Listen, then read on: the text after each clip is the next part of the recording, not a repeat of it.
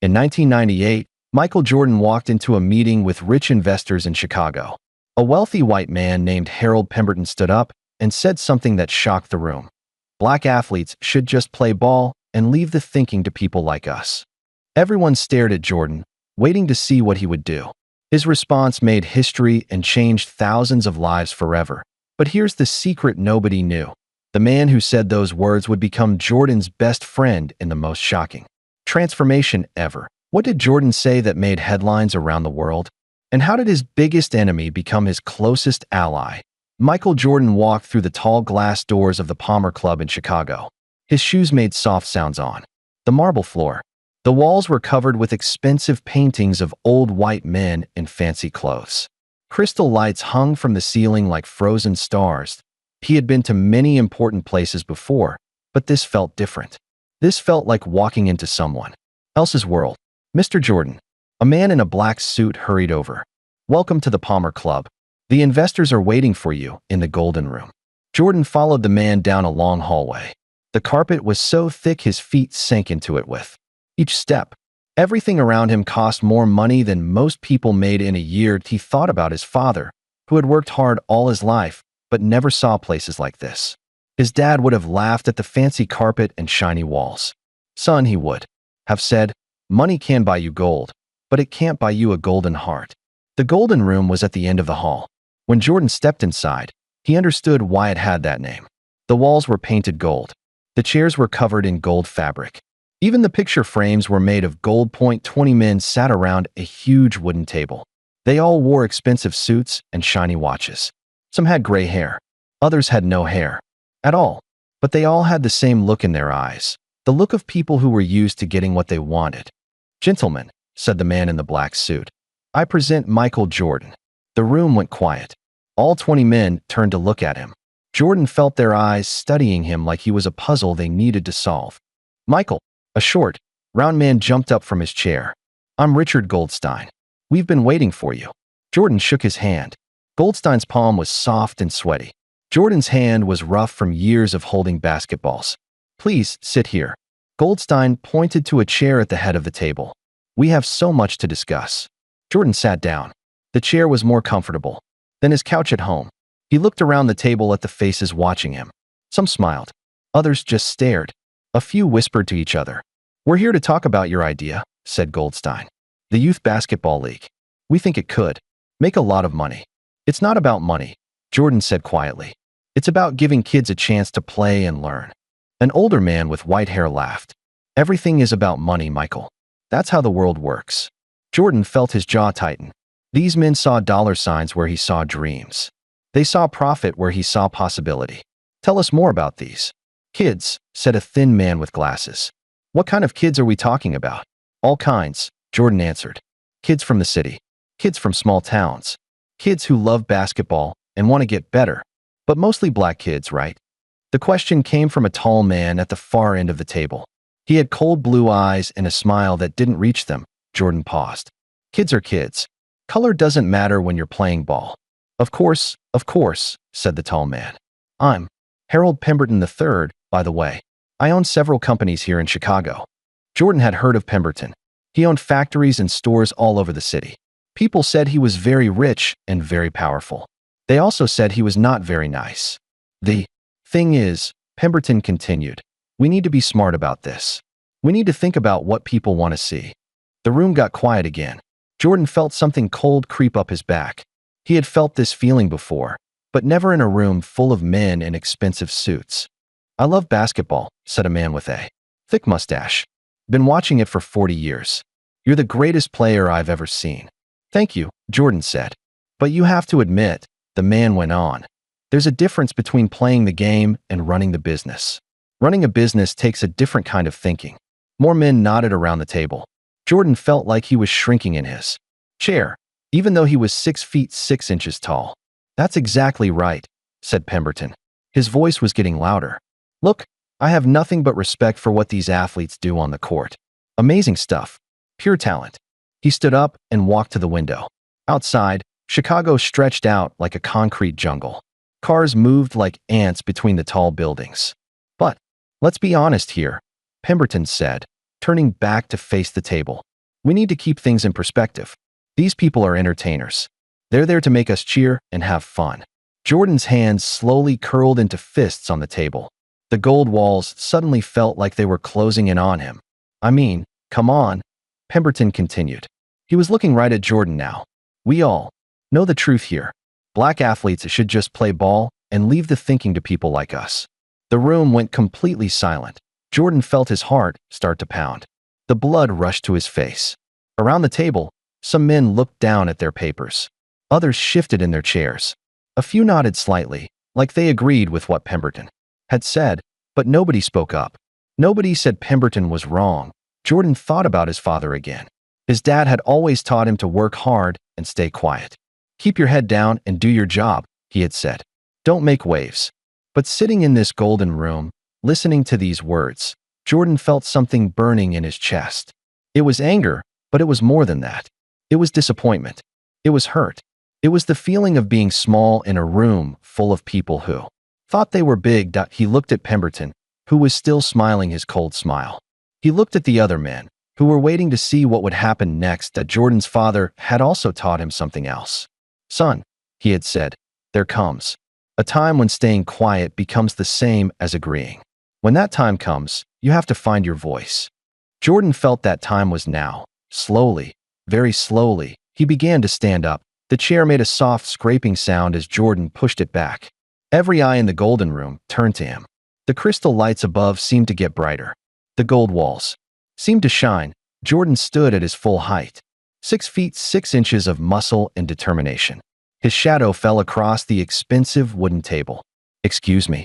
His voice was quiet, but it cut through the silence like a knife. That Pemberton's smile got wider. I said what we all know to be true, Michael. You're entertainers. You make us happy. You make us cheer. But when it comes to business, to thinking, to making important decisions, he waved his hand in the air. Well, that's what people like us are for. The words hit Jordan like punches to the chest. He had heard whispers like this his whole life. In school hallways, in newspaper articles, even from some fans who cheered for him on the court but didn't think he was smart enough to tie his own shoes. But never like this. Never so bold. Never so cruel. People like you, Jordan asked. Smart people, Pemberton said. Educated people. People who understand how the world really works. Jordan felt his hands shaking. Not from fear, but from anger that was trying to burst out of him like water from a broken dam. He looked around the table at the other men. Some stared at their papers. Others cleaned their glasses. A few nodded like they agreed with every word. Pemberton said, Richard Goldstein, the man who had invited him, wouldn't even look at him.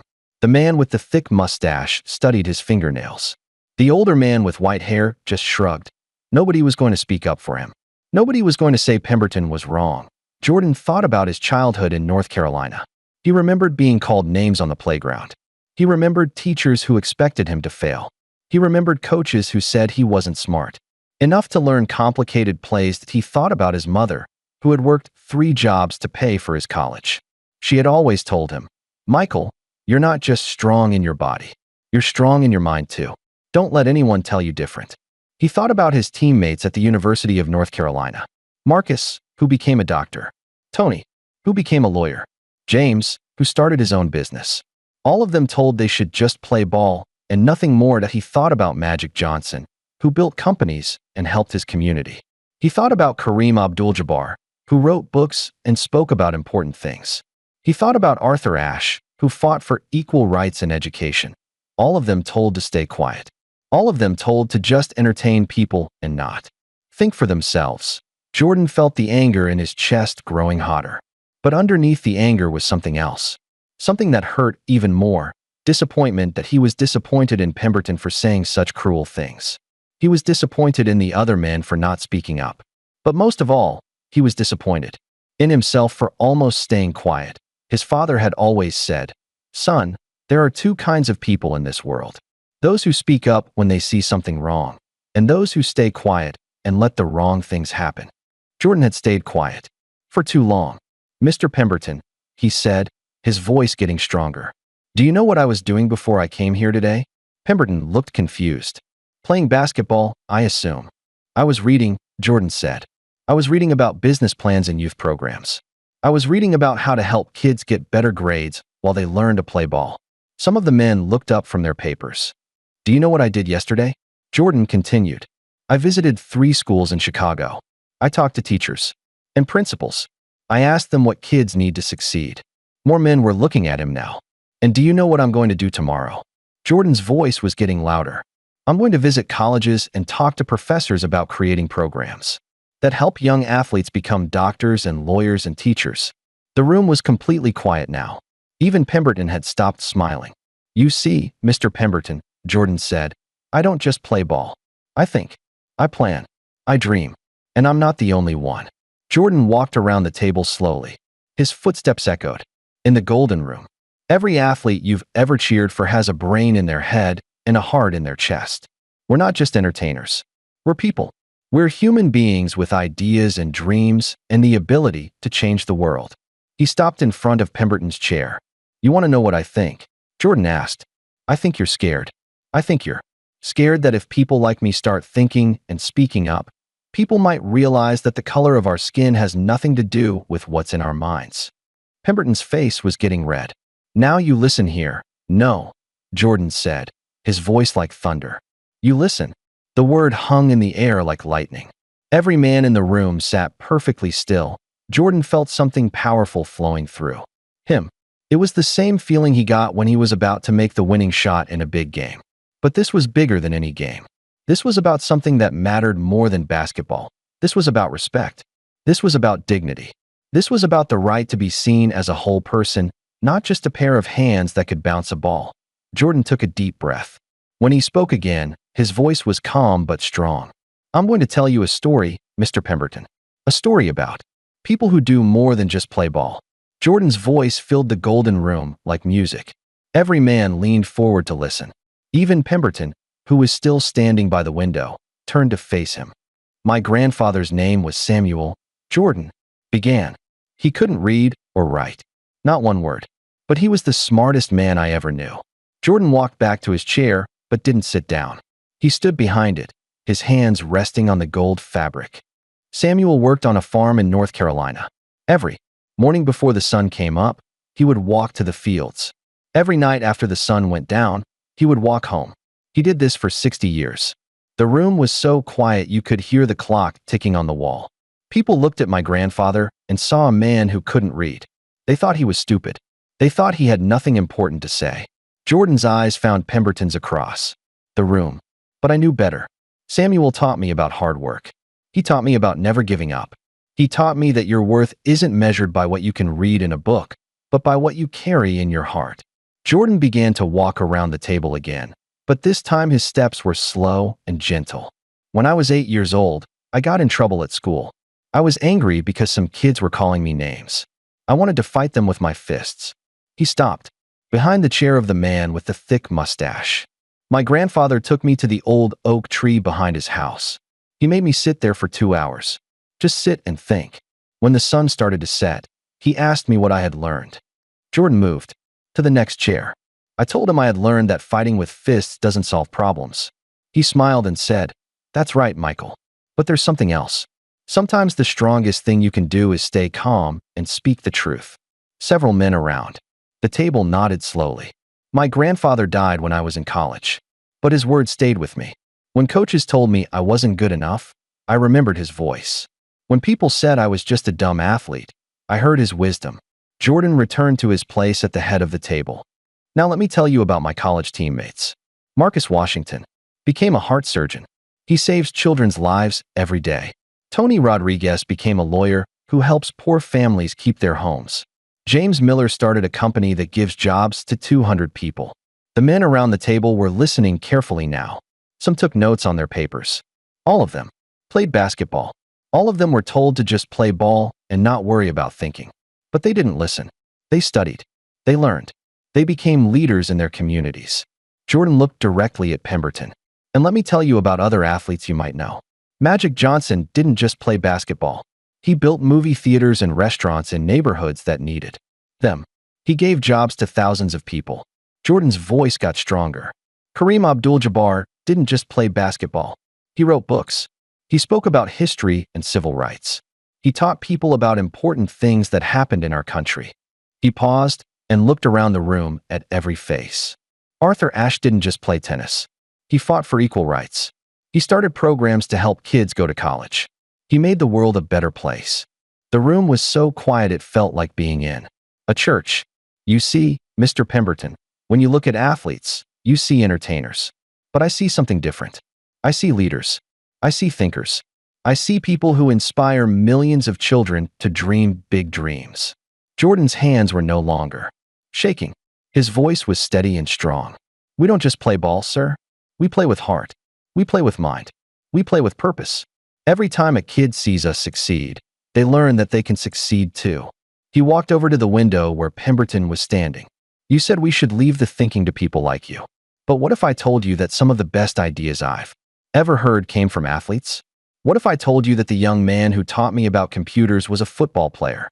What if I told you that the woman who helped me understand business was a tennis player? Pemberton's face was getting redder. You want to know what I think the real problem is? Jordan asked. I think you're afraid that if people like me start using our voices, people might realize that we have something important to say. The room was electric with tension. Some men looked uncomfortable. Others seemed to be hearing these words for the first time. Jordan turned to face the entire room. I came here today to talk about helping kids. Kids who love basketball, but also want to learn and grow and become doctors and teachers in business. Leaders. Kids who shouldn't have to choose between playing sports and using their minds. His voice got even stronger. But now I see something bigger. I see a chance to change how people think about athletes. I see a chance to show the world that we're not just entertainers. We're role models. We're teachers. We're leaders. Jordan walked back to his chair and finally sat down. But he sat up straight, his shoulders back, his head high. So here's what I'm going to do. I'm going to start a foundation. Not just for basketball, but for learning, for thinking, for showing the world that athletes can be anything they want to be. The room buzzed with whispers. Some men looked excited. Others looked worried. Jordan looked directly at Pemberton. And I'm going to do it whether you help me or not. Because my grandfather taught me that the strongest thing you can do is stay calm and speak the truth. He stood up again and put his hands on the table. I'm putting my money where my mouth is. I'm going to create opportunities for young athletes to become leaders in business, education, and their communities. I'm going to prove that we can be more than just entertainers. The room exploded with voices. Some men started asking questions. Others began talking among themselves. A few pulled out their phones to make calls. But Jordan only watched Pemberton, who was still standing by the window with his mouth open. I'm asking each of you to join me, Jordan said, his voice rising above the noise. Not just with your money, but with your minds and your hearts. Help me show the world what athletes can really do. One by one, men around the table began to stand up. Richard Goldstein was first, then the man with the thick mustache, then the older man with white hair. Count me in, said Goldstein. Me too, said another. This is exactly what we need, said a third. But Pemberton just stood there, shaking his head. His face was red with anger. This is ridiculous, he said. You're all making a huge mistake. He grabbed his jacket from the back of his chair. Mark my words, he said, pointing at Jordan. This will never work. People don't want to see athletes thinking. They want to see them playing. He walked toward the door, then turned back. And when this fails, don't come crying to me. The door slammed behind him with a loud bang. The room was quiet again, but it was a different kind of quiet. It was the quiet that comes after a storm, when the air is clean and fresh and full of possibility. Jordan looked around at the men who remained. They were all staring at him with something he had never seen before in their eyes. Respect. Well, said Goldstein, breaking the silence. I guess we have some work to do. The men around the table began to sit back down. But the room felt completely different now. The gold walls seemed brighter.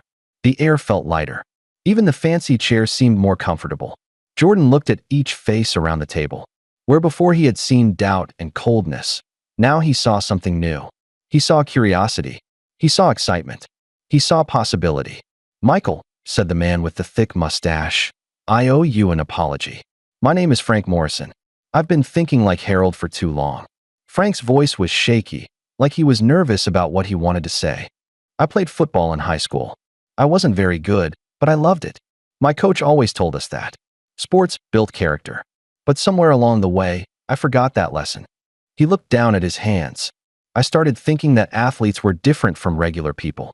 I started thinking they were just there to entertain me. I was wrong. Other men around the table began to nod. A few shifted in their chairs, looking uncomfortable but thoughtful. An older man with silver hair and kind eyes raised his hand slowly. "I'm Vincent Cooper," he said. "I own 3 basketball teams. And I'm ashamed to admit that I've thought exactly what Harold said tonight." Vincent's voice was soft but clear. "I've made millions of dollars from the hard work and talent of young men, mostly young black men. And I've told myself that I was doing them a favor by giving them a chance to play." He paused and looked directly at Jordan. "But I never asked them what they thought. I never asked them about their dreams beyond basketball. I just assumed they didn't have any." Vincent stood up slowly. He was an old man, probably in his 70s, but his voice was strong. "Michael, you've opened my eyes tonight. I want to help. Your foundation, not just with money, but with my teams. I want to create programs where my players can learn about business while they play." Jordan felt his heart beating faster. This was really happening. These men were really listening. "That's exactly what I was hoping for," Jordan said. "Young athletes need to know they have choices. They need to know they can be anything they want to be." A younger man with glasses and a nervous smile spoke up. "I'm David Chun. I run a computer company. I've always loved basketball, but I never thought about combining sports with technology." David's eyes lit up as he talked. "What if we created computer programs to help young athletes with their schoolwork? What if we taught them about technology while they trained for games?" "That's brilliant," said Jordan. "Technology is the future. Every kid should learn about it." Frank Morrison leaned forward in his chair. "I own several construction companies. We could teach young athletes about building and engineering. They could learn skills they could use for the rest of their lives. And I know lawyers and doctors who would love to help," added Vincent Cooper. "We could bring in professionals to teach and mentor these kids." The room was buzzing with energy now. Men who had been quiet all evening were starting to share ideas. They were talking about possibilities instead of problems. But Jordan noticed that not everyone looked happy. 3 men at the far end of the table sat with their arms crossed. They whispered to each other and shook their heads. One of them, a thin man with a sharp nose, finally spoke up. "This all sounds very nice," he said. His voice was cold and dismissive. "But let's be realistic here. How much is this going to cost? And what kind of return can we expect?" Jordan felt his stomach tighten. Here it was again. The same thinking that had gotten them into this mess. "It's not about return on investment," Jordan said calmly. "It's about return on humanity." The thin man laughed, but it wasn't a happy sound. "Return on humanity? Michael, this is business. We're here to make money, not to save the world."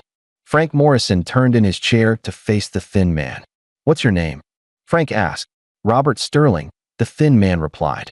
"And I think you're all getting carried away by pretty speeches." Frank's face got red.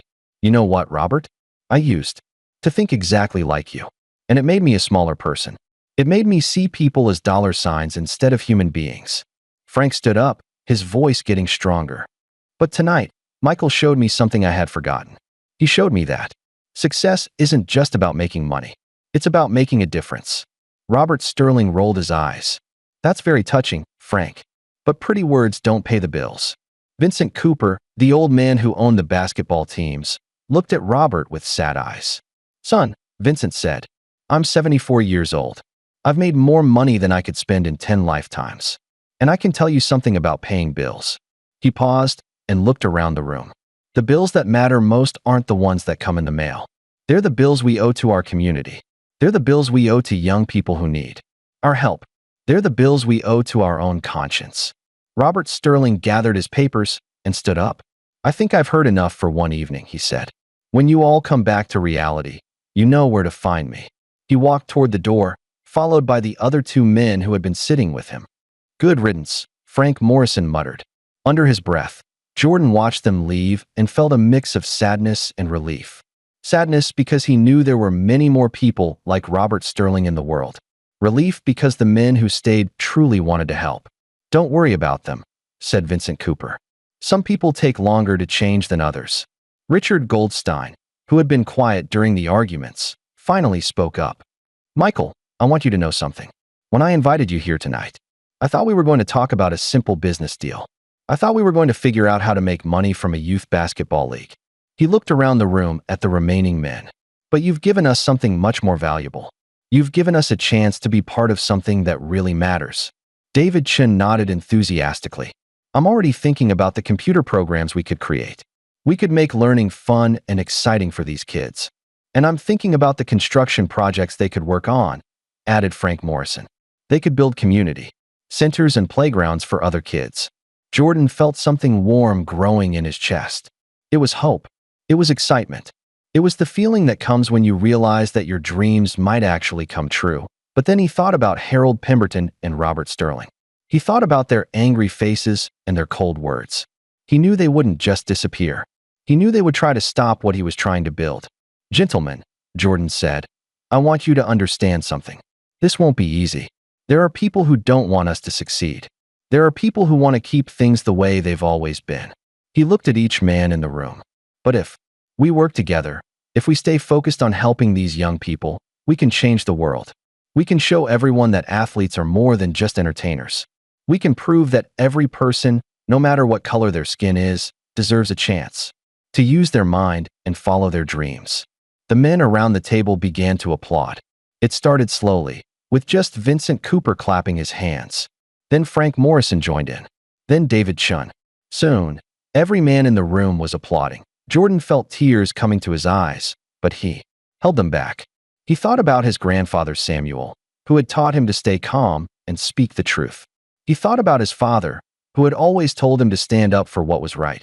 Most of all, he thought about all the young athletes who were out there right now, dreaming big dreams, but being told to just play ball. Thank you, Jordan said when the applause stopped. Thank you for listening. Thank you for caring. And thank you for helping me turn this dream into reality. As the men began to gather their papers and prepare to leave, Jordan made a decision. That surprised even himself. He was going to do something that no one expected.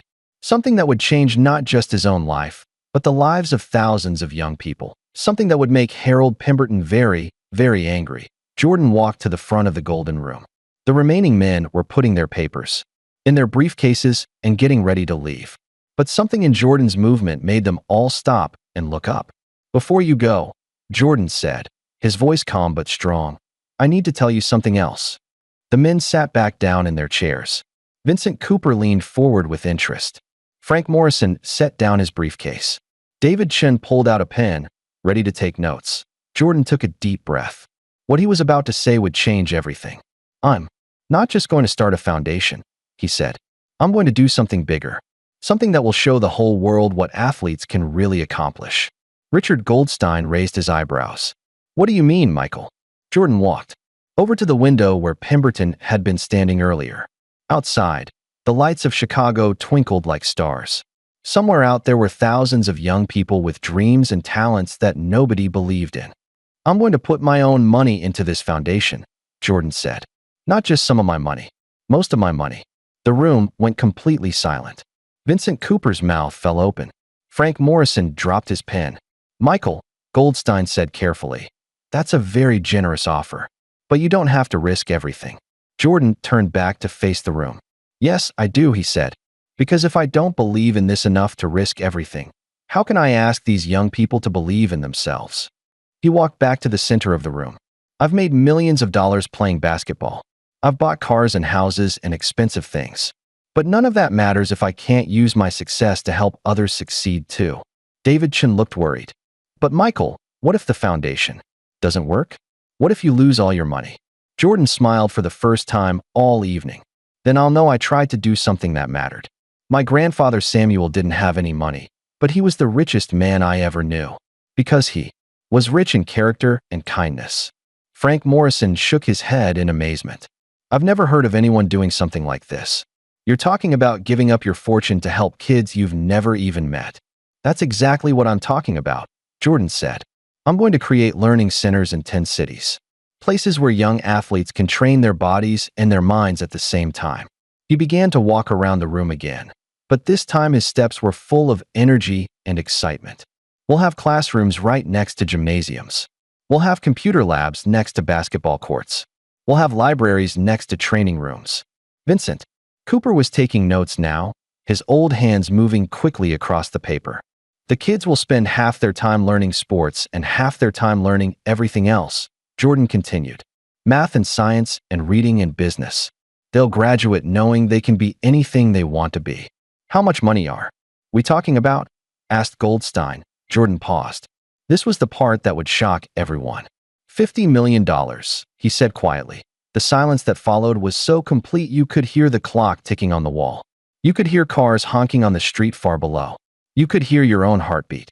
50 million, Frank Morrison whispered. That's almost everything I have, Jordan said. But it's what these kids deserve. They deserve the best teachers, the best equipment, the best chance to succeed. David Chin stood up slowly. Michael, I want to match your donation. I'll put in $10 million for my computer company.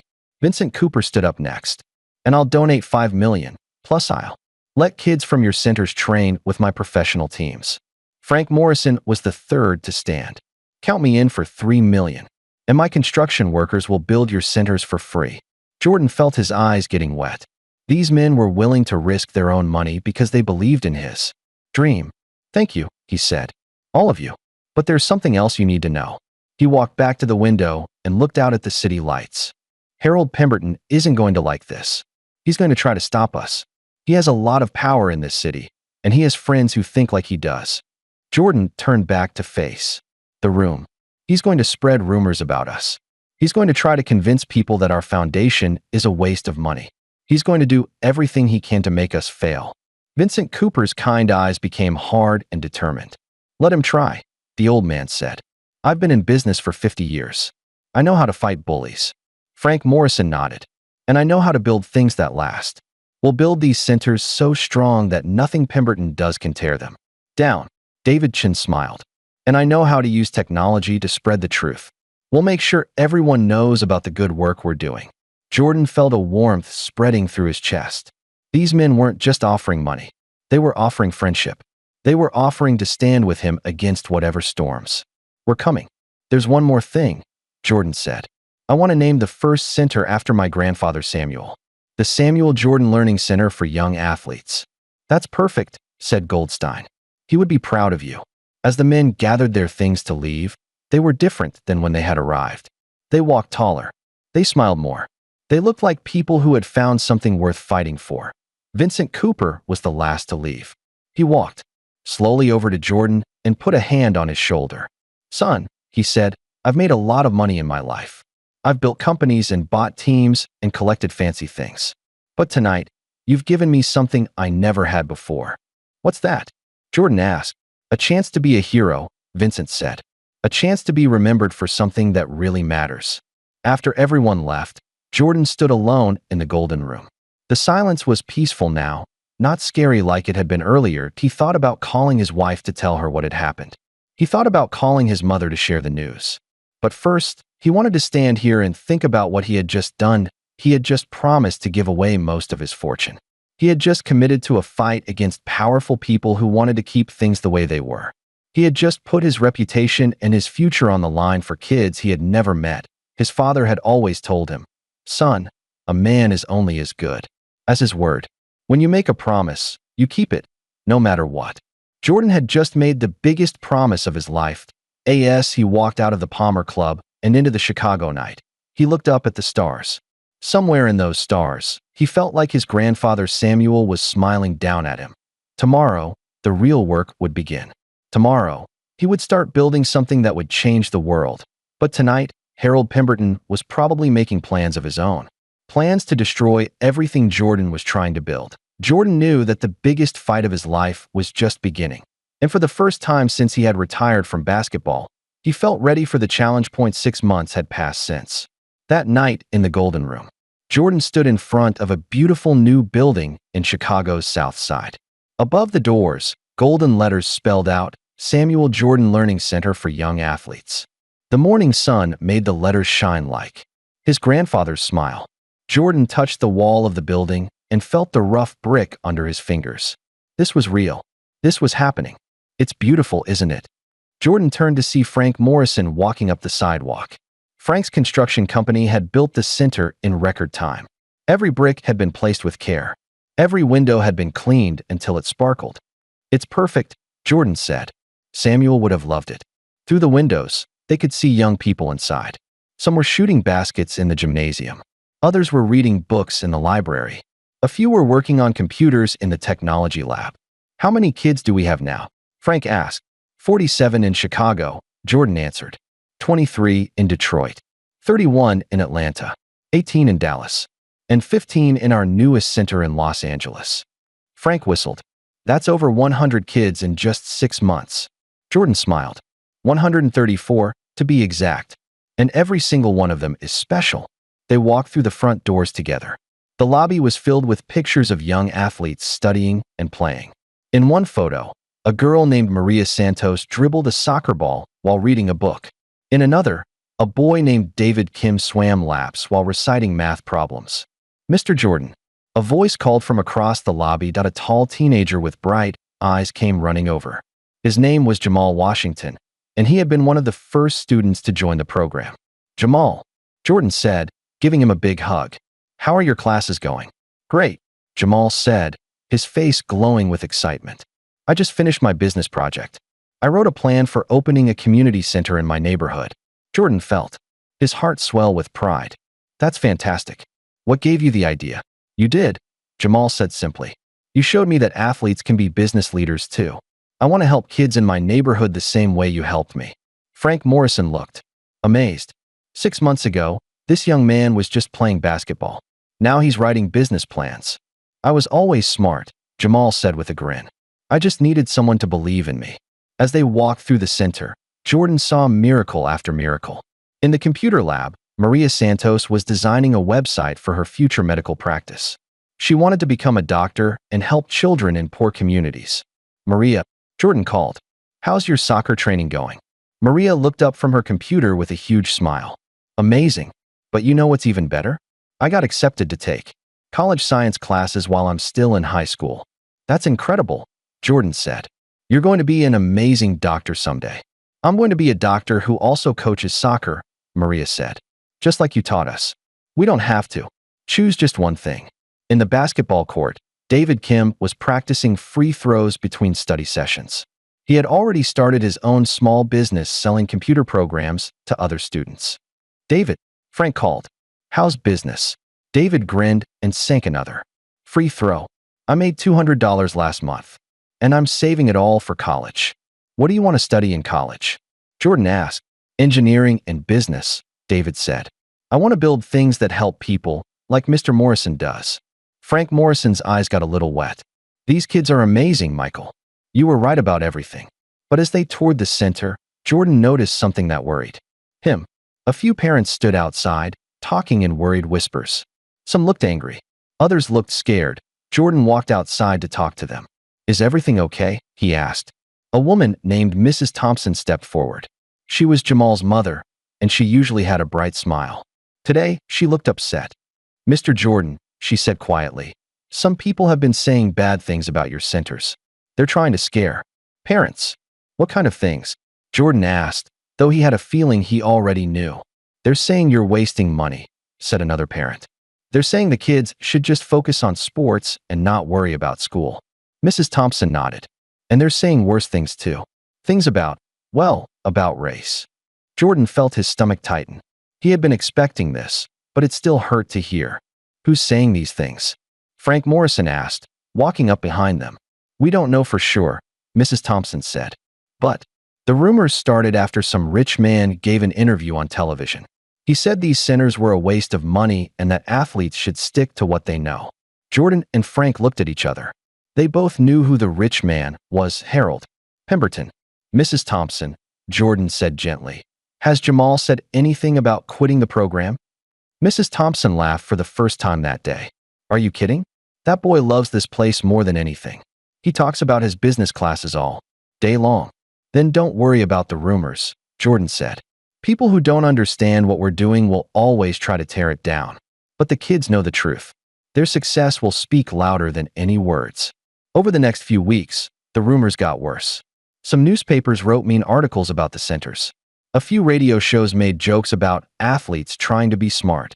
Some sponsors started to pull their money. Jordan sat in his office one evening, reading the latest newspaper article. The headline said, "Jordan's Folly: Why Athletes Should Stick to Sports." The article was full of lies and half-truths. It said the centers were failing. It said the kids weren't learning anything. It said Jordan was wasting money that could be better spent somewhere else. But the worst part was the quote at the end. A quote from Harold Pemberton. "I tried to warn them," Pemberton had told the reporter. "Athletes are entertainers, not educators. This whole experiment is doomed to fail, and it's taking good money down with it." Jordan crumpled up the newspaper and threw it in the trash. He thought about his grandfather Samuel, who had faced discrimination his whole life, but never gave up. That he thought about the kids in his centers, who were proving every day that they could be anything they wanted to be. Most of all, he thought about the promise he had made in the Golden Room 6 months ago. His phone rang, interrupting his thoughts. "Hello," he answered. "Michael, it's Vincent Cooper. Have you seen the news?" Jordan's heart sank. "What news?" 3 more sponsors just pulled out. And there's talk that the city might try to shut down the Chicago Center. Jordan felt like someone had punched him in the stomach. Everything he had worked for was falling apart. "Vincent," he said slowly, "I need to ask you something. Do you still believe in what we're doing?" There was a pause on the other end of the line. "Michael," Vincent said, "I believe in it more than ever. Those kids are amazing. What they're accomplishing is incredible. Then we keep fighting," Jordan said. "No matter what." "Agreed," Vincent said. "But Michael, there's something else. Something that might change everything." "What is it?" "I got a phone call today. Someone wants to meet with you. Someone who has information about Harold Pemberton that could end all of this." Jordan felt his heart start beating faster. "What kind of information?" "The kind that could destroy Pemberton's reputation forever," Vincent said. "The question is, do you want to fight fire with fire?" Jordan stared out his office window at the lights of the city. Somewhere out there, Pemberton was probably celebrating the trouble he was causing. Somewhere else, kids like Jamal and Maria and David were studying and dreaming and proving that they could be more than anyone expected. The biggest decision of Jordan's life was waiting for him on the other end of a phone call. 2 days later, Jordan sat in a small coffee shop on the north side of Chicago. The place was nothing like the fancy Palmer Club. The chairs were old and comfortable. The walls were covered with pictures of regular people, not expensive art. The smell of fresh coffee filled the air. He was waiting for someone named Sarah Chun.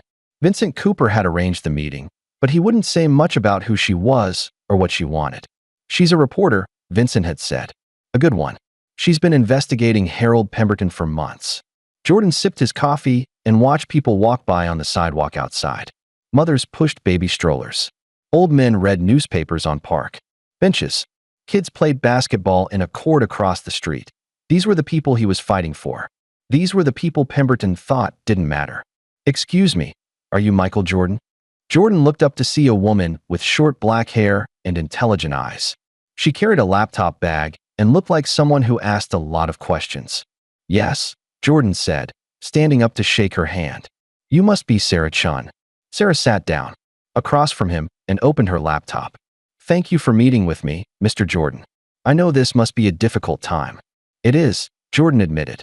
"But we're not giving up." Sarah smiled. "That's exactly what I was hoping you'd say. Mr. Jordan, I've been investigating Harold Pemberton for 8 months. What I found could end his career and stop his attacks on your foundation." Jordan felt his heart beating faster. "What did you find?" Sarah opened a thick folder filled with papers and photographs. "Pemberton's companies have been breaking laws for years. They've been paying workers unfairly, especially workers of color. They've been unsafe workplaces that have hurt people. And they've been lying to the government about their business practices." She spread the papers across the table. Jordan could see financial records, safety reports, and legal documents. "This is enough evidence to send him to prison," Sarah continued. "His companies could be shut down.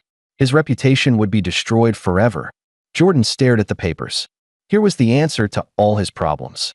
Here was a way to stop Pemberton and save his foundation, but something in his stomach felt wrong. "Why are you showing this to me?" Jordan asked. "Why don't you just write the story?" Sarah leaned back in her chair. "Because I wanted to give you the choice. You could use this information to fight back against Pemberton. You could prove to the world that he's not the moral authority he pretends to be." Jordan picked up one of the photographs. It showed workers in one of Pemberton's factories. They looked tired and unhappy. Some had bandages on their hands. These people were hurt in his factories. Jordan asked. Yes, Sarah said. And when they tried to complain, they were fired. Jordan felt anger rising in his chest. Pemberton was hurting real people while pretending to care about moral values. What would happen if this story came out? Jordan asked. Pemberton would probably lose everything, Sarah said. His companies, his money, his influence. He wouldn't be able to hurt your foundation anymore. Jordan stared at the papers for a long time. This could solve all his problems. This could save the centers and help the kids. But then he heard his father's voice in his head. Son, how you win matters more than winning itself. Jordan thought about his grandfather Samuel, who had always chosen the harder path because it was the right path. He thought about the kids in his centers. What would they think if they knew he had won by destroying someone else? Ms. Chun, Jordan said slowly, can I ask you something? Of course. Do you think Pemberton is a bad person, or do you think he's a person who has done bad things? Sarah looked surprised by the question. I'm not sure I understand the difference. Jordan gathered the papers into a neat pile. I think there's a big difference. Bad people can't change, but people who have done bad things can learn to do better. Mr. Jordan, Sarah said carefully, this man has been attacking you and your foundation. He's been spreading lies and trying to destroy everything you've built. Don't you want to fight back? Jordan stood up and walked to the window. Across the street, kids were still playing basketball. They were laughing and having fun, not worrying about adult problems. I do want to fight back, Jordan said. But I want to fight the right way. He turned back to Sarah. My grandfather once told me that the strongest thing you can do is stay calm and speak the truth. He didn't say anything about destroying your enemies. Sarah closed her laptop. So you don't want me to publish this story? I didn't say that, Jordan said, sitting back down. I think this story should be published. These workers deserve justice. The truth should come out. But I'm not going to use it as a weapon against Pemberton. I'm going to do something else. Sarah leaned forward with interest. What? Jordan took a deep breath. What he was about to say would surprise everyone, including himself. I'm going to call Harold Pemberton. I'm going to ask him to meet with me, not to threaten him, but to try to understand him. Sarah's mouth fell open. You want to meet with the man who's trying to destroy you? Yes, Jordan said. Because maybe, just maybe, I can help him see that what he's doing is wrong. Mr. Jordan, Sarah said gently, that's very noble. But what if he doesn't listen? What if he just keeps attacking you? Jordan picked up the photograph of the injured workers again. Then at least I'll know I tried to do the right thing. And you can publish your story knowing that I gave him a chance to make things right first. Sarah gathered her papers and put them back in the folder. I've never met anyone like you, Mr. Jordan. Most people would have jumped at the chance to destroy their enemy. Pemberton isn't my enemy, Jordan said. He's just a man who's forgotten how to see other people as human beings. Maybe I can help him remember. That evening, Jordan sat in his office staring at the phone. He had Sarah Chin's folder locked in his desk drawer. He had the power to destroy Harold Pemberton with one phone call. Instead, he was about to make a very different kind of call. He picked up the phone and dialed Pemberton's office number. Pemberton Industries, how may I help you? This is Michael Jordan. I'd like to speak with Mr. Pemberton, please. There was a long pause. One moment, please. After what felt like forever, a familiar voice came on the line. Well, Harold, Pemberton said. Michael Jordan, calling to surrender. Jordan took a deep breath. I'm calling to ask if you'd like to meet for coffee. I think we should talk. There was silence on the other end of the line. Talk about what? Pemberton finally asked. About why you're so afraid of what I'm trying to do, Jordan said calmly. And about why you think attacking kids who want to learn is the right thing to do. Another long silence. You have a lot of nerve calling me, Pemberton said. Yes, I do, Jordan agreed. Because I think underneath all your anger, you're not as different from me as you think you are. Where? Pemberton asked after another pause. There's a small coffee shop called Murphy's on Lincoln Street. Tomorrow at 3 o'clock. Fine, Pemberton said. But don't expect me to change my mind about anything. I won't, Jordan said. I'm just hoping you'll listen. After he hung up the phone, Jordan sat back in his chair. Tomorrow, he would come face to face with the man who was trying to destroy everything he had built. He could have destroyed Pemberton. Instead, he could have used Sarah Chin's information to win the war, but his grandfather Samuel had taught him that real strength comes from trying to heal, not trying to hurt. Tomorrow would tell him if his grandfather was right. Jordan arrived at Murphy's coffee shop 15 minutes early. He chose a table in the back corner, away from the windows and other customers. This conversation needed to be private. The coffee shop was nothing fancy. The tables were old wood. The chairs had tape holding them together. But it felt honest and real, like the kind of place where people could speak the truth at exactly 3 o'clock. Harold Pemberton walked through the door. He looked around the simple coffee shop with disgust, like he had stepped in something dirty. His expensive suit looked out of place among the working-class customers. Pemberton spotted Jordan and walked over slowly. His face was hard and angry, but Jordan could see something else in his eyes, something that looked almost like fear. "Jordan," Pemberton said, sitting down across from him. "Harold," Jordan replied. "Thank you for coming. Let's get one thing straight," Pemberton said, leaning forward. "I'm here because I'm curious about what you think you can accomplish. But I'm not changing my mind about anything." Jordan nodded. "I understand. Can I buy you a coffee?" Pemberton looked around the shop again. "I suppose." Jordan got up and bought 2 cups of coffee from the counter. When he returned, Pemberton was checking his expensive watch and looking impatient. "Harold," Jordan began, "I want to ask you something, and I hope you'll give me an honest answer." "What? Why do you hate the idea of athletes using their minds so much?" Pemberton's face got red. "I don't hate anything. I just think people should know their place." "And what place is that?" "Athletes entertain. Business people think. It's always been that way." Jordan sipped his coffee slowly. "Tell me about when you were young. Did you play sports?" Pemberton looked surprised by the question. "What does that have to do with anything?" "Just curious." Pemberton was quiet for a moment. Then, to Jordan's surprise, he began to talk. "I played football in high school," he said quietly. "I wasn't very good. I spent most of my time on the bench watching better players get all the attention." "That must have been hard," Jordan said. "It was." Pemberton's voice got softer. "The athletes got the scholarships. They got the girls. They got everything, while kids like me had to work twice as hard just to be noticed." Jordan began to understand. "So you decided to work harder in business instead?" "Exactly. I studied. I worked. I built companies. I proved that smart beats strong every time. But now you see athletes being smart too, and it threatens everything." "You believe," Jordan said gently, that Pemberton's eyes flashed with anger. "You don't know anything about what I believe." "Then tell me," Jordan said. "Help me understand." Pemberton stared into his coffee cup for a long time. When he finally spoke, his voice was barely a whisper. "My father used to tell me that there were 2 kinds of people in the world. The ones who use their muscles and the ones who use their brains. He said I'd never be strong enough to use my muscles, so I'd better get smart fast." Jordan felt a sadness in his chest. "Your father told you that you weren't strong enough?" "Every day," Pemberton said. "He said I was weak. He said the only way I'd ever amount to anything was if I outsmarted everyone else." "That's a heavy burden for a kid to carry," Jordan said. Pemberton looked up with surprise. "You're supposed to be arguing with me, not feeling sorry for me." "I'm not feeling sorry for you," Jordan said. "I'm trying to understand you. Because I think your father was wrong about something important." "What's that?" "He taught you that people are either strong or smart. But that's not true. The best people are both. They use their muscles and their brains. They compete and they think." Pemberton shook his head. "That's easy for you to say. You were born with talent." "Harold," Jordan said, leaning forward, "can I tell you something that might surprise you?" "What?" "I was cut from my high school basketball team my sophomore year." Pemberton looked shocked. "You were?" "The coach said I wasn't good enough.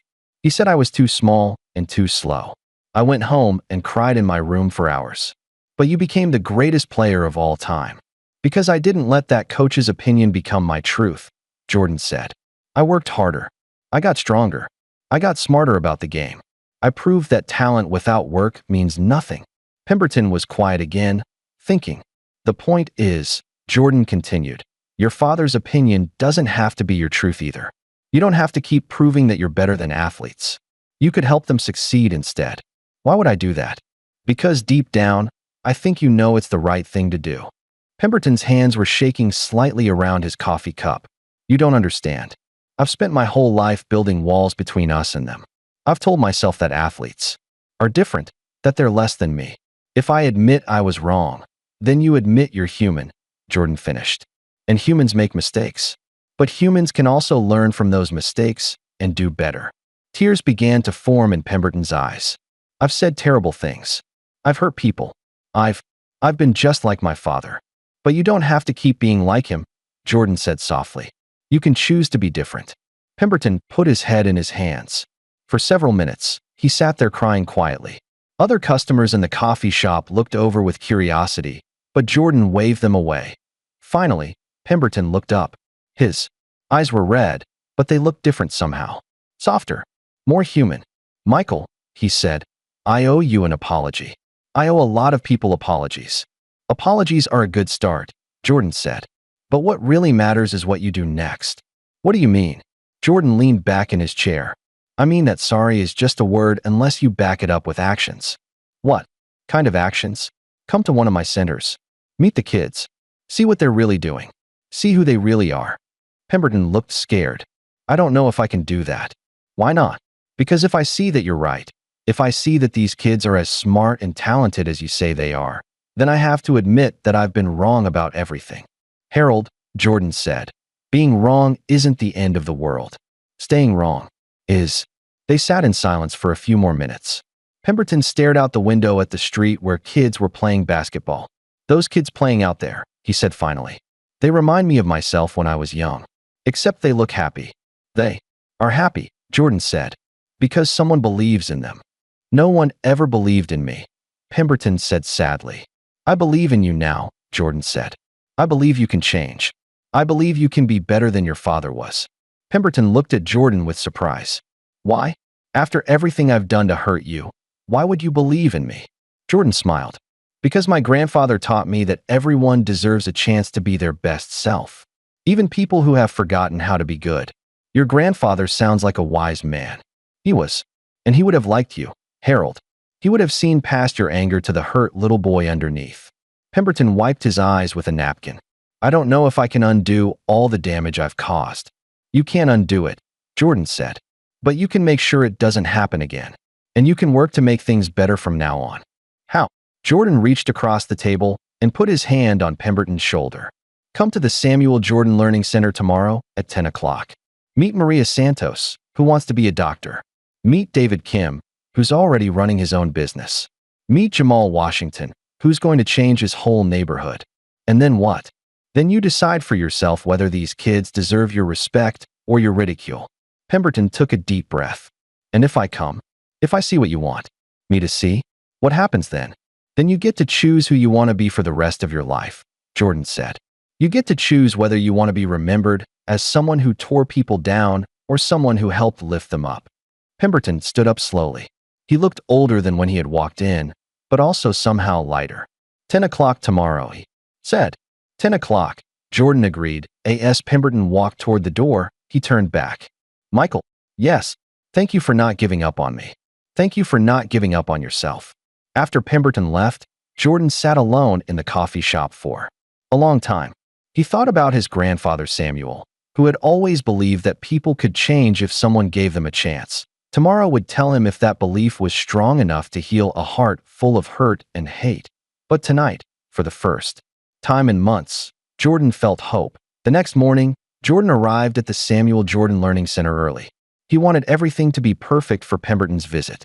He walked through the halls, making sure the classrooms were clean and the students knew about their important visitor. Mr. Jordan, Maria Santos called out as she ran down the hallway. Is it true? Is the man who's been saying mean things about us really coming here today? Yes, Jordan said. But I want you to treat him with respect. Show him who you really are. Maria nodded seriously. I'll show him my medical textbooks. Maybe he'll understand that soccer players can be doctors too. In the computer lab, David Kim was working on a new program.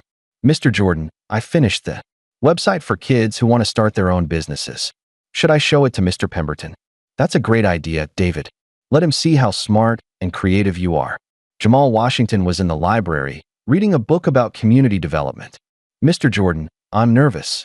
What if he still thinks we're just dumb athletes after he meets us? Jordan sat down next to Jamal. Then that's his problem, not yours. You know who you are. Don't let anyone else's opinion change that.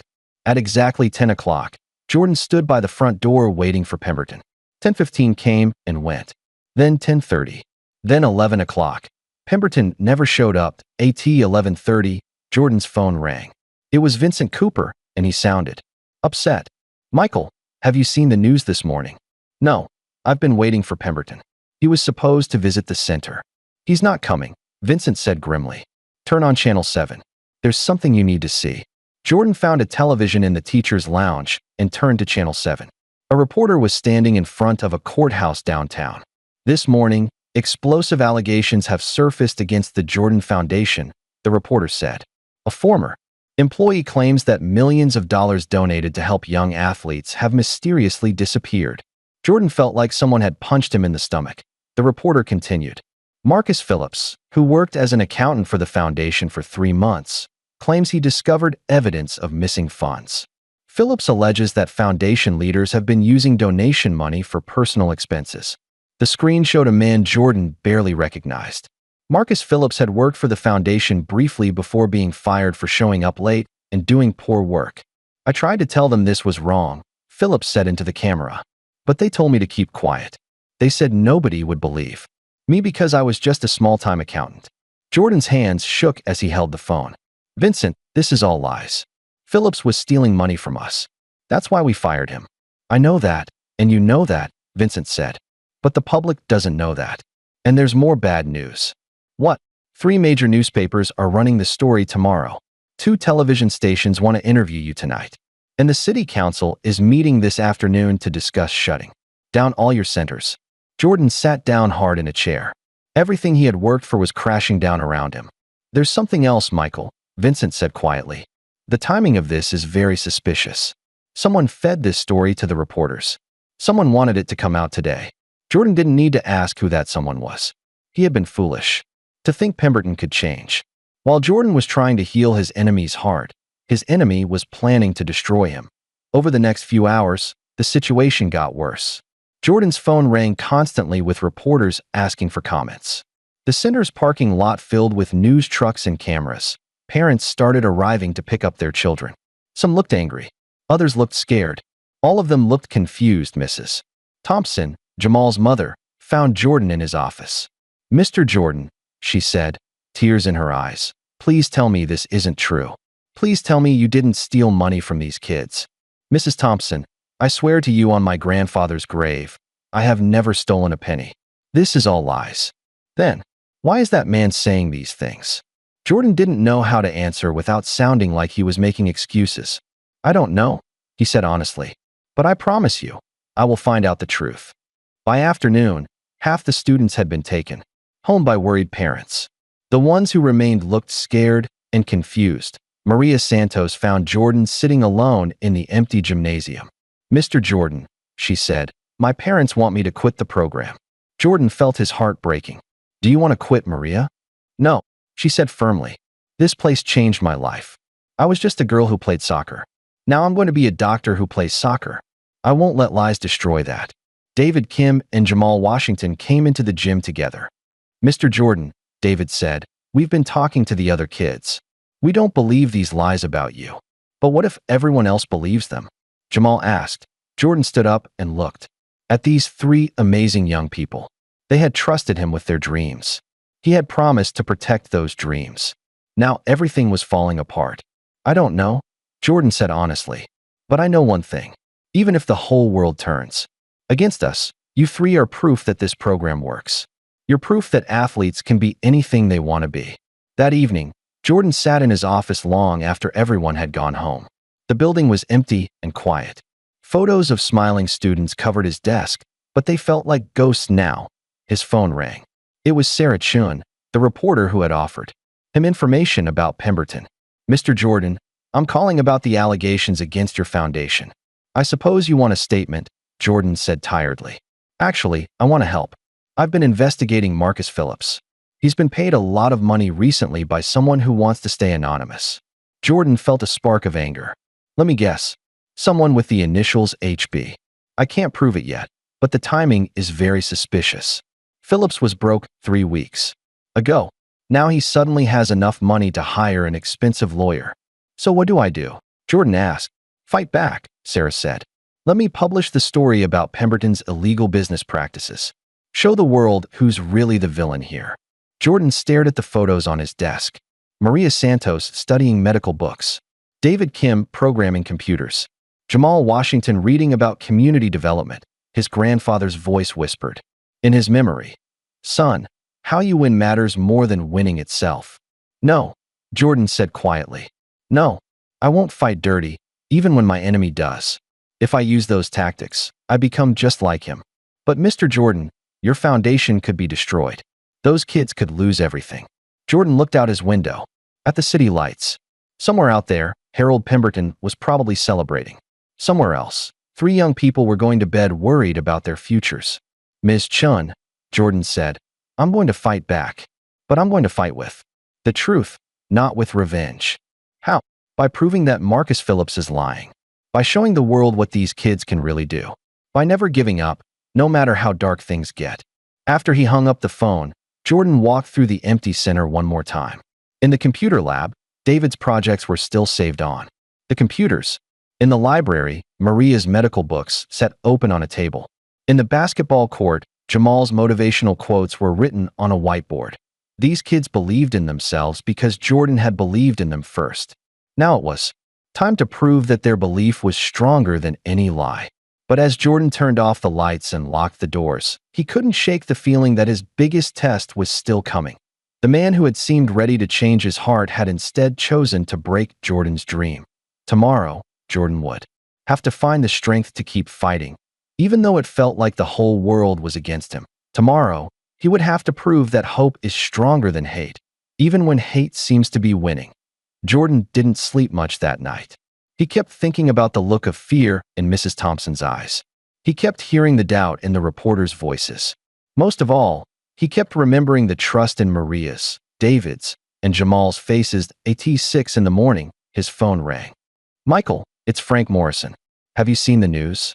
Jordan's heart sank. More bad news. Turn on Channel 7. Right now. Jordan fumbled for the remote and turned on his television. A reporter was standing in front of a microphone, but this time she wasn't talking about Jordan's foundation. In a shocking turn of events, the reporter said, Harold Pemberton III held a surprise press conference last night. What he revealed has stunned the business community and may change everything about the recent allegations against the Jordan Foundation. Jordan sat up straight in bed. The screen switched to a video of Harold Pemberton standing behind a podium. But he looked different than Jordan had ever seen him. His expensive suit was wrinkled. His usually perfect hair was messy. His eyes were red like he had been crying. Ladies and gentlemen, Pemberton said into the cameras, I have called this press conference to make a confession and to right a terrible wrong. Jordan's mouth fell open. For months, I have been spreading lies about Michael Jordan and his foundation. I have been working to destroy something beautiful because I was too proud and too scared to admit I was wrong. The reporters in the room began shouting questions, but Pemberton held up his hand for silence. Michael Jordan invited me to coffee yesterday. I thought he was going to threaten me or try to destroy me. Instead, he did something I never expected. He listened to me. He treated me like a human being. He showed me kindness I didn't deserve. Pemberton's voice began to shake. I was supposed to visit his learning center yesterday morning. But instead of going, I made the biggest mistake of my life. I arranged for false accusations to be made against his foundation. I paid Marcus Phillips to lie about missing money. The room erupted with gasps and shouts from reporters. There is no missing money, Pemberton continued. Michael Jordan has never stolen a penny. Every dollar donated to his foundation has gone exactly where it was supposed to go, to help young athletes become doctors and lawyers and business leaders and teachers. Jordan felt tears running down his face. I did this because I was jealous. I was angry. I was a man who had forgotten how to see the good in other people. But Michael Jordan saw good in me, even when I couldn't see it in myself. Pemberton looked directly into the camera. Michael, I know you're probably watching this. I want you to know that I am deeply, truly sorry. Not just for what I did yesterday, but for everything. For every lie I told. For every rumor I spread. For every time I tried to tear down something you were trying to build up. The reporter's voice came back on. Mr. Pemberton went on to announce that he is donating $50 million to the Jordan Foundation and calling for a full investigation into his own business practices. Jordan's phone was ringing again, but he ignored it. He was staring at the television in amazement. In addition, the reporter continued, Mr. Pemberton has resigned from all his company positions and says he wants to dedicate the rest of his life to making up for the harm he has caused. The story switched to interviews with people around the city. Parents who had pulled their children from the centers were saying they wanted them back. Business leaders who had criticized Jordan were now praising him. Politicians who had talked about shutting down the centers were now promising to support them. Jordan's phone rang again. This time it was Vincent Cooper. Michael, are you watching this? I can't believe it, Jordan said. Pemberton's press conference has been playing on every news channel for the past hour. The whole city is talking about it. Jordan got dressed quickly and drove to the Samuel Jordan Learning Center. When he arrived, he couldn't believe what he saw. The parking lot was full of cars. Families were walking toward the building carrying flowers and signs that said, "We believe in you, Mr. Jordan, and thank you for never giving up." Inside, the center was packed with people. Parents who had taken their children away were bringing them back. Students who had been scared were smiling again. Teachers and volunteers who had been worried were laughing and hugging each other. Mr. Jordan, Maria Santos came running up to him. Did you see the news? That man told the truth. He admitted. He was lying about you. David Kim was right behind her. My parents want to come back to the program. They said they're sorry they ever doubted you. Jamal Washington had the biggest smile Jordan had ever seen. Mr. Jordan, my mom cried when she saw the news. She said she knew all along that you were telling the truth. But the biggest surprise was waiting in Jordan's office. Harold Pemberton was sitting in a chair by the window. He looked older than he had just 2 days ago. His expensive suit was replaced by simple clothes. His arrogant expression was replaced by something Jordan had never seen before, humility. Harold, Jordan said softly. You came. I should have come yesterday, Pemberton said, standing up. I should have kept my promise to you.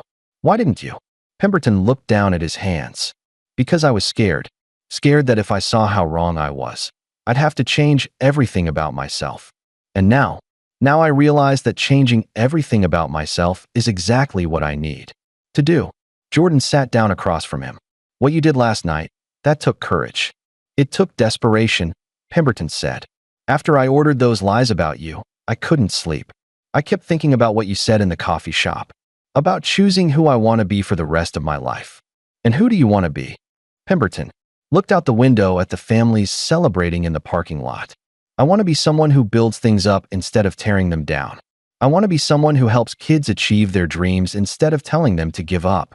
That's going to be hard work, Jordan said. Changing a lifetime of thinking isn't easy. I know, but I was hoping. Pemberton paused. I was hoping you might help me. Jordan looked at this man who had been his enemy just days ago. He thought about his grandfather Samuel, who had always believed that people could change if someone gave them a chance. What did you have in mind? Jordan asked. I want to work here, not as a boss or a leader, just as someone who wants to help. I want to learn from these kids the same way they're learning from you. Jordan felt his grandfather's spirit in the room, nodding with approval. Harold, Jordan said, I'd be honored to have your help. Over the next few hours, the center filled with more people than it had ever held. News cameras arrived to film the celebration. City officials came to apologize for doubting Jordan. Business leaders came to offer support and donations. But the most important moment came when Jordan gathered all the students together in the gymnasium. 6 months ago, Jordan told them, some people said that athletes should just play ball. They said you weren't smart enough to be doctors or lawyers or business leaders. The students listened quietly. Yesterday, those same people tried to destroy this place with lies. They tried to make you believe that your dreams weren't worth fighting for. Jordan looked around at all the young faces. But you didn't give up. You believed in yourselves even when other people didn't believe in you. You proved that you are more than just athletes. You proved that you are leaders and thinkers and dreamers. The students began to applaud. And today, Jordan continued, something amazing happened. The man who tried to hurt us realized he was wrong. He found the courage to tell the truth and ask for forgiveness. Jordan gestured to Harold Pemberton, who was standing nervously by the door. Mr. Pemberton wants to say something to all of you. Pemberton walked slowly to the center of the gymnasium. He looked at all the young faces staring at him. I owe all of you an apology, he said, his voice shaking. I said terrible things about athletes.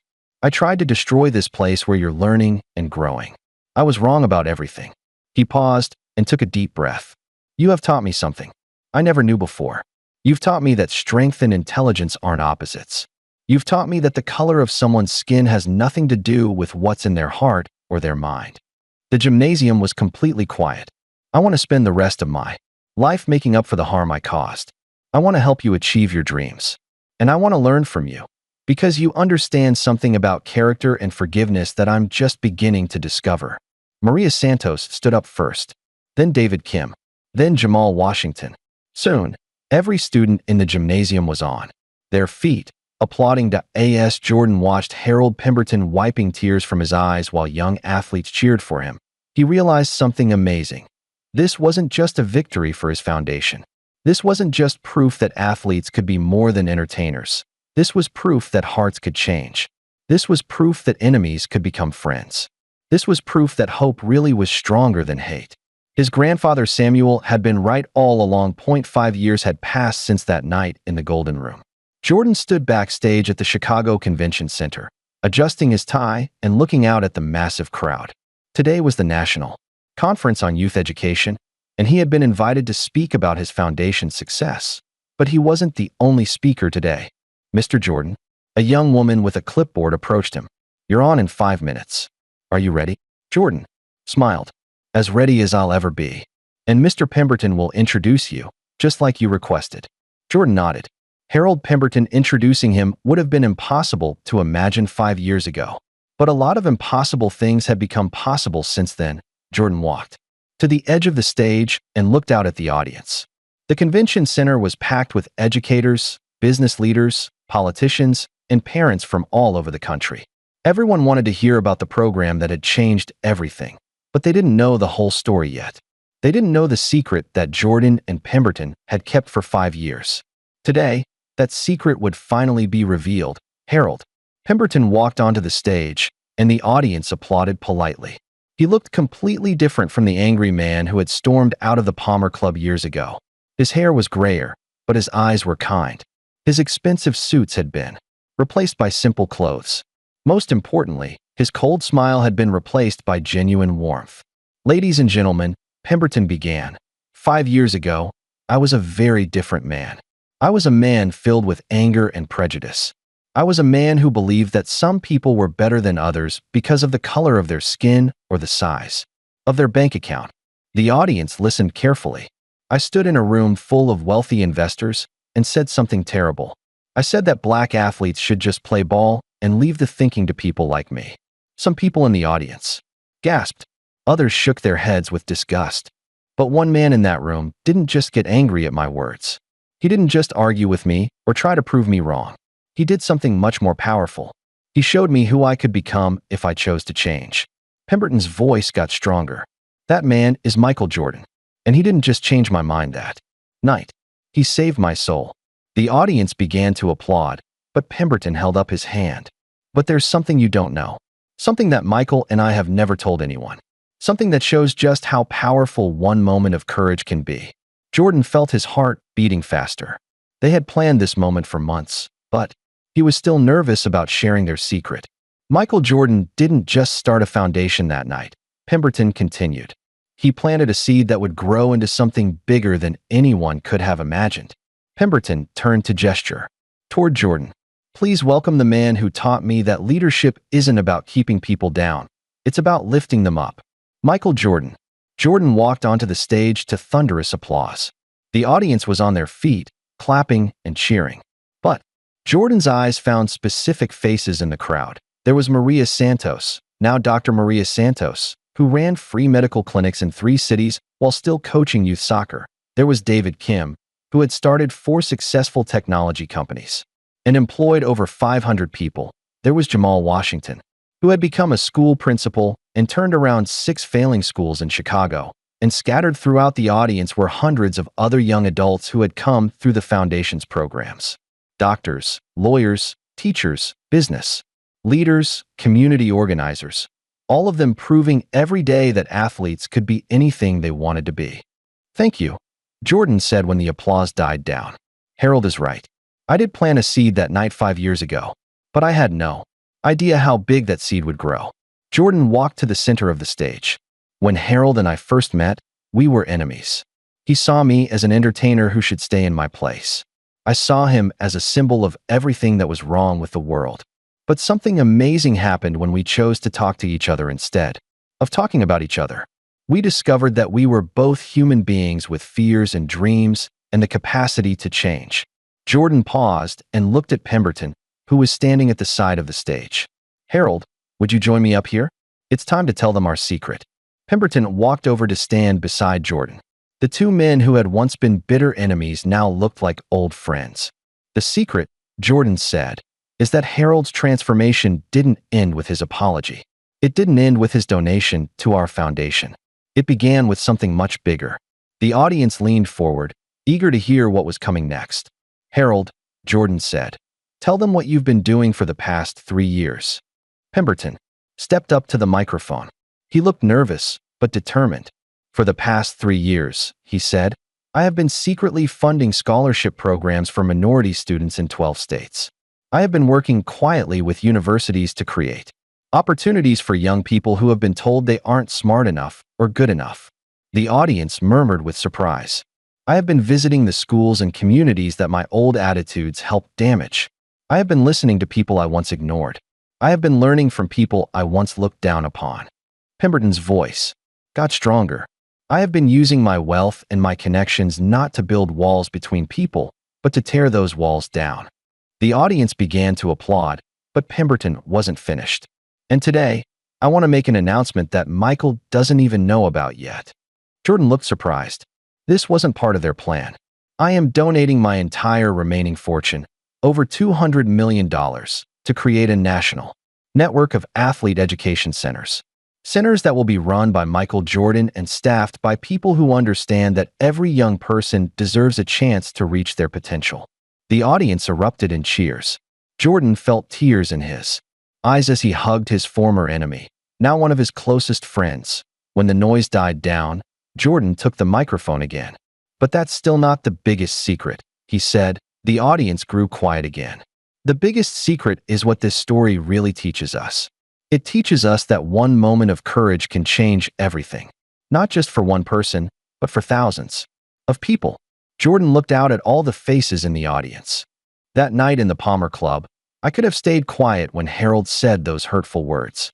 I could have walked away and let his prejudice go unchallenged. But I chose to stand up. I chose to speak. I chose to plant a seed of change. Jordan gestured to the hundreds of young adults in the audience. That seed grew into this foundation, which has now helped over 10,000 young athletes pursue their dreams. It grew into Harold's scholarship programs, which have sent over 3,000 minority students to college. But most importantly, it grew into something that can't be measured in numbers. It grew into proof that people can change. It grew into proof that enemies can become friends.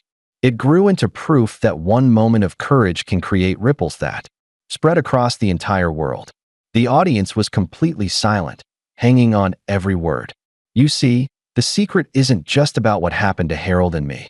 The secret is about what can happen when any of you choose courage over fear, love over hate, hope over despair. Jordan's voice got stronger. Every single person in this audience has the power to plant a seed of change. Every single person here can choose to stand up when they see something wrong. Every single person here can be the one who refuses to let prejudice and hate go unchallenged. The audience began to rise to their feet again. So here's my challenge to you, Jordan said. Don't wait for someone else to plant the seed. Don't wait for someone else to stand up. Don't wait for someone else to speak the truth. Be the seed. Be the voice. Be the change. The convention center exploded with applause that lasted for 10 minutes. People were crying, hugging each other, and promising to do better. But the most beautiful moment came when Harold Pemberton stepped back up to the microphone. Michael Jordan didn't just change my mind that night 5 years ago, he said. He changed my heart. He showed me that the most powerful thing anyone can do is see the humanity in another person, even when that person has forgotten their own humanity. Pemberton looked directly at Jordan. He taught me that true strength doesn't come from putting people down. It comes from lifting them up. True leadership doesn't come from building walls. It comes from building bridges. And most importantly, He taught me that it's never too late to become the person you were meant to be. As Jordan and Pemberton walked off the stage together, Jordan thought about his grandfather Samuel. He thought about that night in the Golden Room when he had almost stayed silent. He thought about the choice he had made to stand up and speak. Truth to power. That choice had changed Harold Pemberton's life. It had changed the lives of thousands of young athletes. It had changed Jordan's own life in ways he never could have imagined. But the most amazing part was that the story wasn't over. Every day, new seeds were being planted. Every day, new people were choosing courage over fear. Every day, the ripples of that one moment of bravery were spreading a little farther. As Jordan looked out at the audience still applauding, he realized that the greatest victory of his life hadn't happened on a basketball court. It had happened in the moment he chose to believe that people could change, and that victory would keep growing for the rest of his life. 10 years had passed since that life-changing night in the Golden Room. Jordan stood in the newest Samuel Jordan Learning Center in Detroit, watching young athletes work on computers while their basketballs sat nearby. The afternoon sun streamed through the windows, making everything glow with golden light. "Mr. Jordan?" A small voice called from behind him. Jordan turned to see a 7-year-old girl with pigtails and bright eyes. Her name was Destiny Williams, and she was the daughter of one of the center's basketball coaches. "Yes, Destiny. My daddy says you used to be famous for playing basketball, but now you're famous for something bigger." "What's bigger than basketball?" Jordan smiled and knelt down to her level. "What do you think is bigger than basketball, Destiny?" She thought for a moment, her face serious. "Helping people believe in themselves." "That's exactly right," Jordan said. "You're very smart. My daddy says I can be anything I want to be. A doctor, a teacher, a basketball player, or all three." Jordan felt his heart warm. "Your daddy is absolutely right. You can be anything you dream of being." As Destiny skipped away, Jordan looked around the Detroit Center. It was the 15th location in what had become the largest athlete education program in the world. Each center was full of young people who were proving every day that they could excel both in sports and in academics. "Michael," a familiar voice called from across the room. Jordan turned to see Harold Pemberton walking toward him.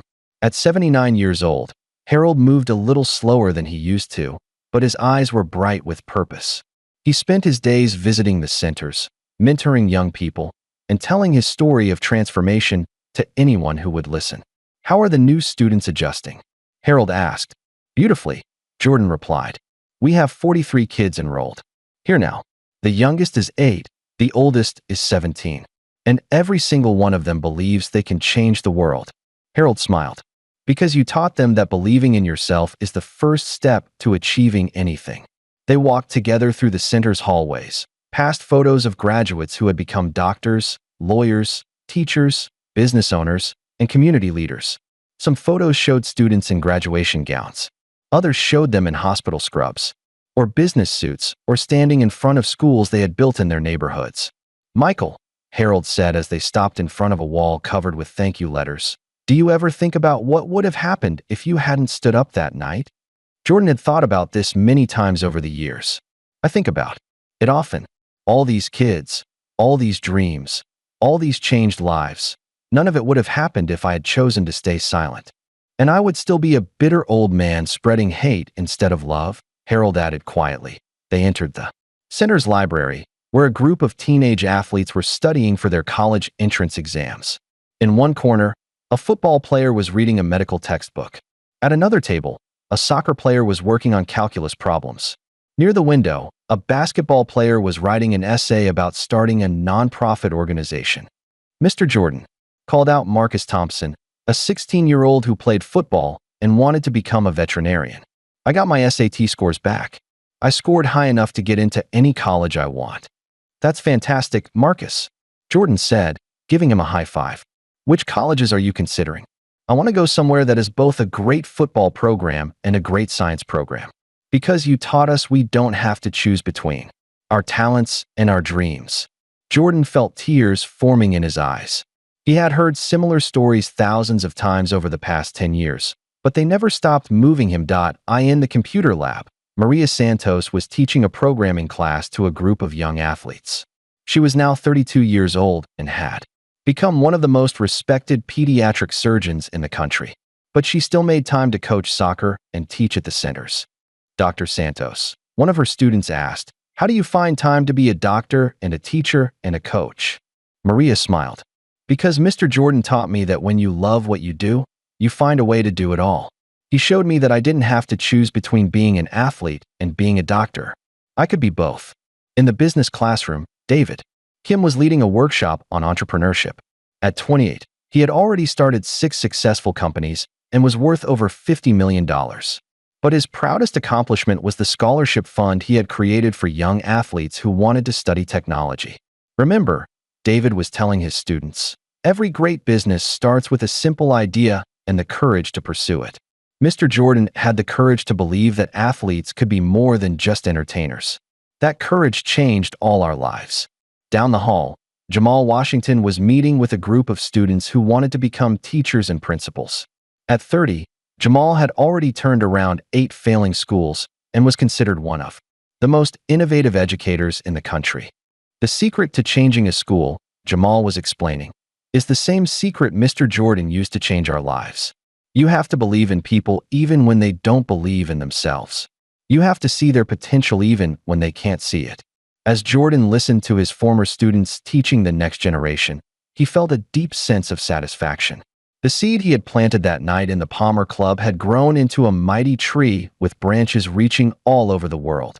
But the most amazing part was what happened next that a young man Jordan didn't recognize approached him in the hallway. He was probably in his early 20s, tall and athletic, with intelligent eyes and a warm smile. "Excuse me, Mr. Jordan? My name is Samuel Pemberton." Jordan's eyes widened. "Samuel Pemberton?" "Yes, sir. I'm Harold Pemberton's grandson." "I was named after your grandfather, Samuel." Jordan felt his heart stop. He looked across the room at Harold, who was watching with tears in his eyes. "My grandfather Harold has told me the story of how you changed his life," Samuel continued. "He's told me how you chose to see the good in him even when he couldn't see it in himself." "Your grandfather is a remarkable man," Jordan said. "He is now," Samuel agreed. "But he says he wasn't always. He says you taught him how to be better." Samuel paused and took a deep breath. "Mr. Jordan, I'm graduating from college next month with degrees in education and social work. And I want to ask you something." "What's that?" "I want to work here. I want to help carry on what you and my grandfather started. I want to help young athletes believe in themselves the way you helped my grandfather believe in himself." Jordan felt like his grandfather Samuel was standing right there with him, smiling down from heaven. "I would be honored to have you join our team," Jordan said. As the day ended and the students went home, Jordan stood alone in the center's main hallway. The walls were covered with photos and awards and thank you letters from thousands of young people whose lives had been changed. But what moved him most was a simple handwritten note that hung in a frame near the entrance. It was from Destiny Williams, the 7-year-old girl with pigtails. "Dear Mr. Jordan, my daddy says you prove that athletes can be anything they want to be. When I grow up, I want to be like you. Not because you were a great basketball player, but because you help people believe in their dreams. Love, Destiny." Jordan touched the frame gently. This little girl had never seen him play basketball, but she understood something much more important. She understood that his greatest achievement wasn't any trophy or championship. It was the courage he had shown to stand up for what was right, even when it was scary. Harold Pemberton walked up beside him. "Michael," Harold said softly, "I want to thank you again." "For what?" "For seeing the man I could become instead of just the man I was. For giving me a chance to be better. For showing me that it's never too late to change." Jordan put his arm around his old friend's shoulder. "Harold, you did the changing. I just believed it was possible. And that belief changed everything." They stood together in comfortable silence, looking at all the evidence of lives transformed and dreams fulfilled. "You know what the most amazing part is?" Jordan said finally. "What? This story isn't ending. It's just beginning. Every day, new young people walk through these doors. Every day, new seeds of change are planted. Every day, someone chooses courage over fear." Harold nodded. "And every day, your grandfather Samuel's wisdom spreads a little farther." As they walked out of the center together, Jordan looked up at the evening stars. Somewhere in those stars, he felt the presence of his grandfather Samuel, who had taught him that the strongest thing you can do is stay calm and speak the truth. That lesson had started with one moment of courage in a room full of powerful men who thought athletes should just play ball. It had grown into a movement that proved athletes could be doctors, teachers, business leaders, and agents of change. That IT had transformed enemies into friends and hate into love. But most importantly, it had shown the world that every person has the power to plant a seed of hope that can grow into something beautiful and lasting. As Jordan drove home that night, he passed a playground where kids were playing basketball under the lights. He stopped his car and watched them for a moment. One little boy made a great shot and started celebrating. But instead of just dancing about his basketball skills, he turned to his friends and said, "When I grow up, I'm going to be a basketball player and a scientist." Jordan smiled and drove on.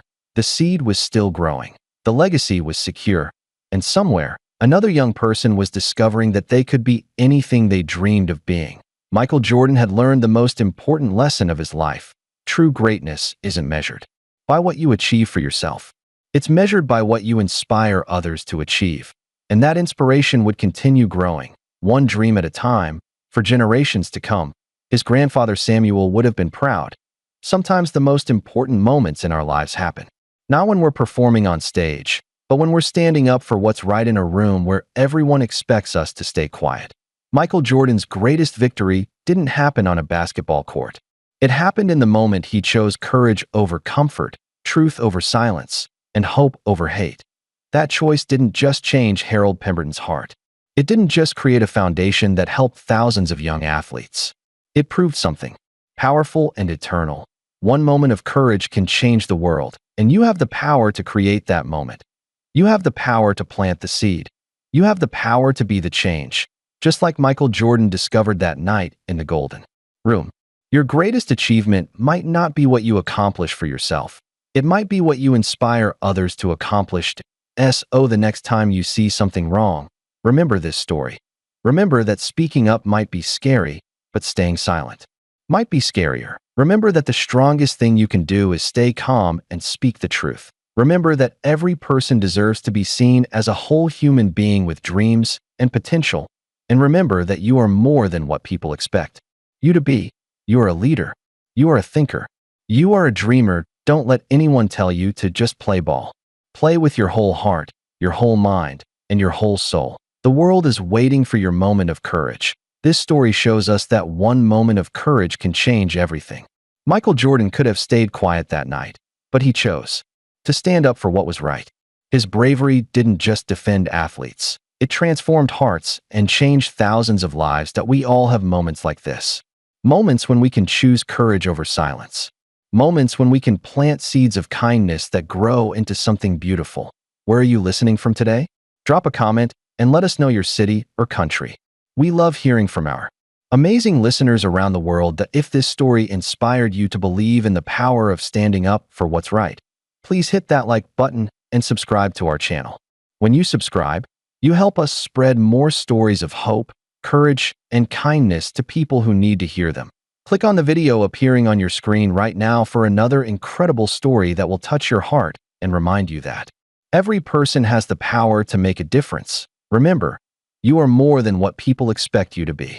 You are a leader, a thinker, and a dreamer. Don't let anyone tell you to just play ball. Thank you for listening, and we'll see you in the next story.